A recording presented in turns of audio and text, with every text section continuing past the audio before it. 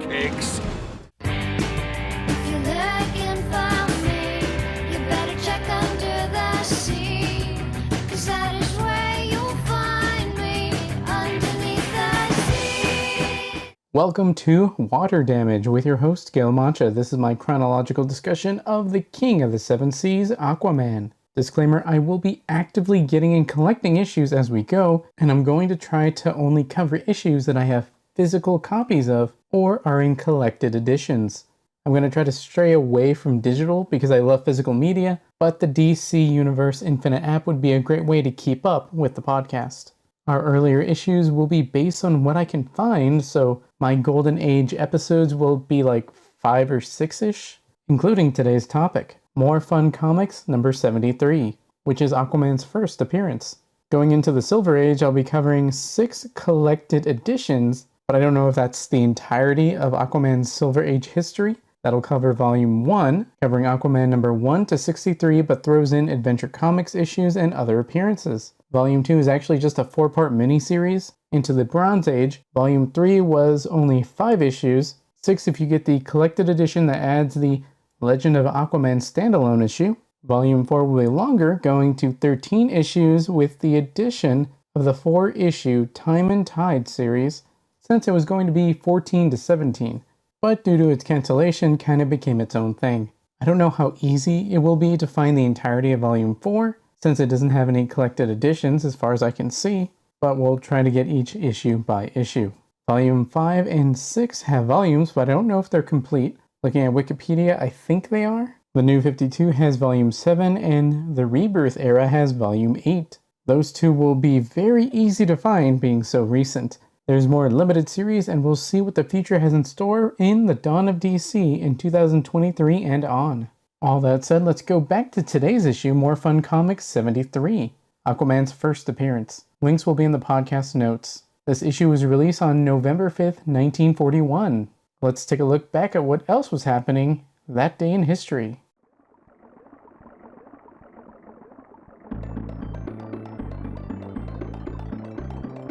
Gosh, World War II is raging on, and the fact will be reflected in this issue. Singer Art Garfunkel of Simon and Garfunkel fame was born on this day, and Dumbo had just been released on October 31st of that year. That's a taste of what the world was like when Aquaman first debuted.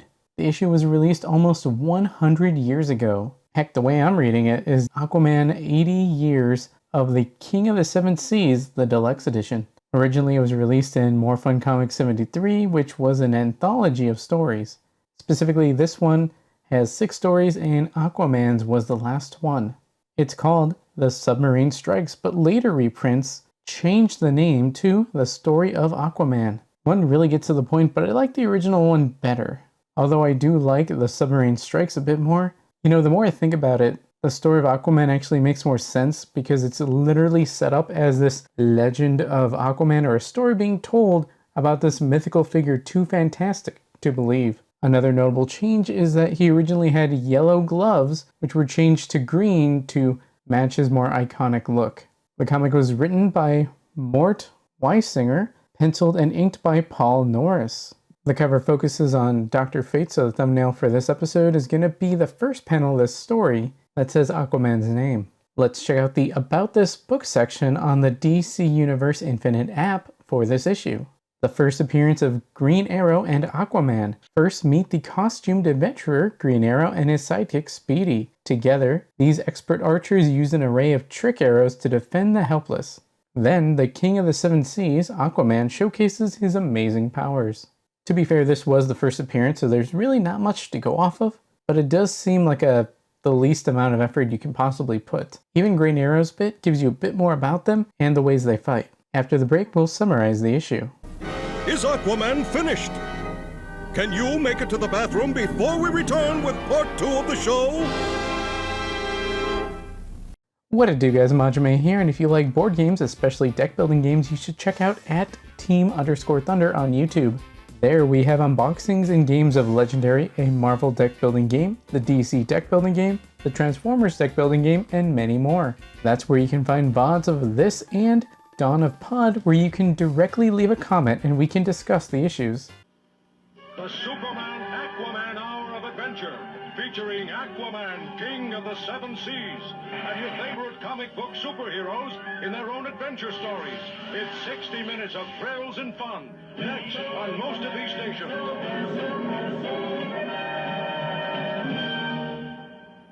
We start the issue with a Nazi submarine shooting a torpedo at Aquaman, but it just bounces off of his forearm. Keep this feat in mind for later. Right off the bat, it's showing how much of a period piece this is, since we have our fictional good guys fighting Nazis.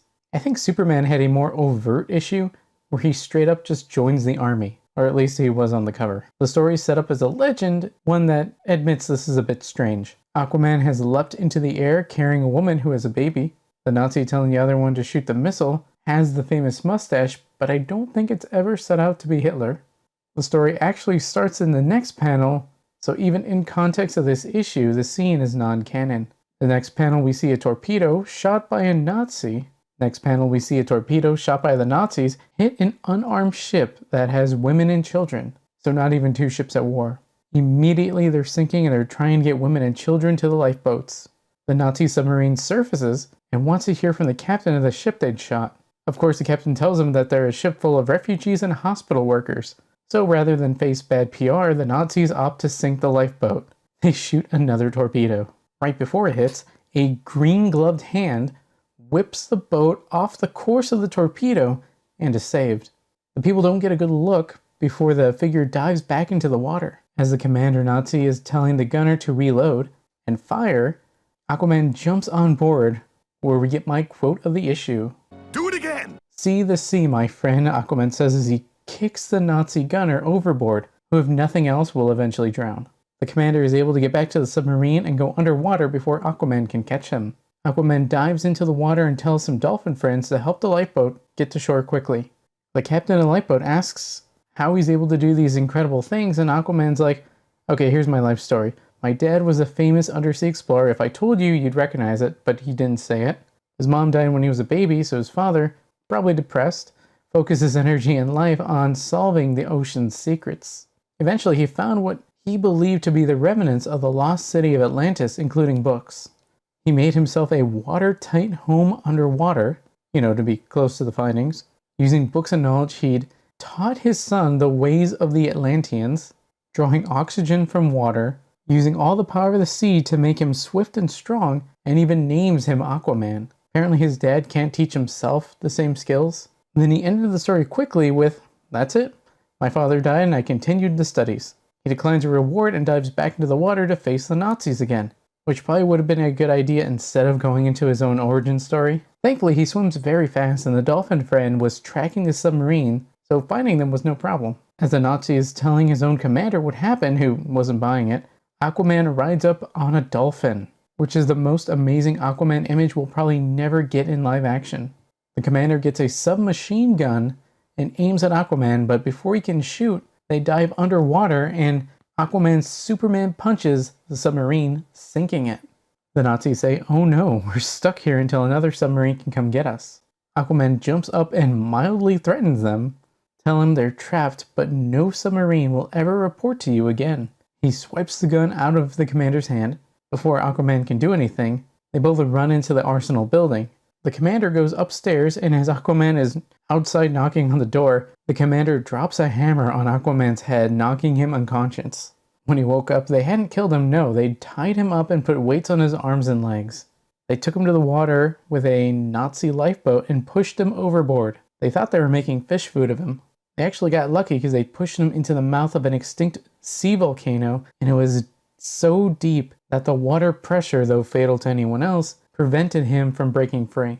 This probably would have killed Aquaman, but he notices some pink plant bulbs and rolls into them, so they emit this green fluid that acts as a smoke signal to the dolphin friends to find Aquaman and bring him up to a high enough area where the pressure is lower and he can break himself free.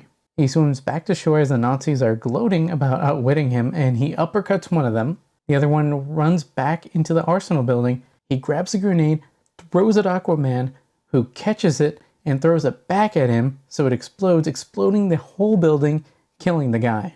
The best part is when Aquaman catches the grenade, he says he doesn't know what it is, but I throw it back to you. This sets up all their explosives, the guy's body is thrown into the air, and Aquaman dives back into the water. Aquaman goes over what he's done, sunk the submarine, destroyed their weapon supplies, and killed the leaders of those murderers. The last panel is the narrator telling us, yes, that's a lot to ask of someone, but Aquaman, sovereign of the seven seas, accepts the challenge of evil. There's even a picture of Aquaman waving goodbye. Don't miss the next exploits of Aquaman coming soon in more fun comics. The end. After the break, we'll go over some thoughts and feelings about the issue. Wait a minute. That was no joke. Somebody tried to kill me. That or we're not paying Mr. Slippery enough. Holy Neptune's trident. This has to be the work of the Legion of Doom. Hey, there's an echo inside my head. Echo. Echo. Echo. You okay, Aquaman? Echo. Echo. What? Oh, no problem.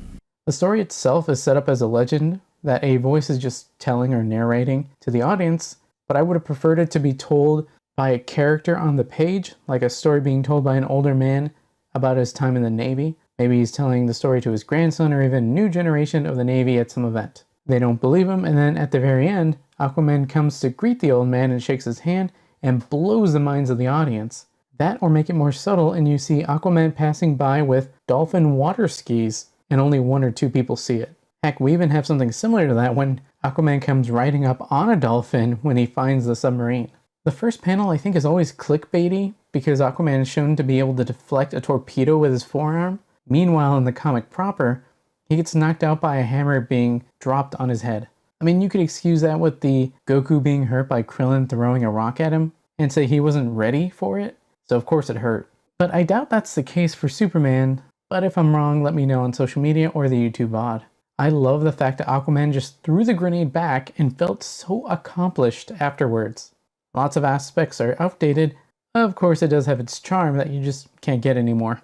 What do you think? Did you read the comic? Let's continue the discussion on social media and the YouTube VOD. You can find me at ManjoumeThunder on Twitter and at team_thunder on YouTube. If you're looking for another podcast to listen to and want a broader look at DC Comics, check out Dawn of Pod, a Dawn of DC podcast on Spotify and anywhere you can find podcasts. Manjoume out. Whew, man. Glad that stopped before things got worse.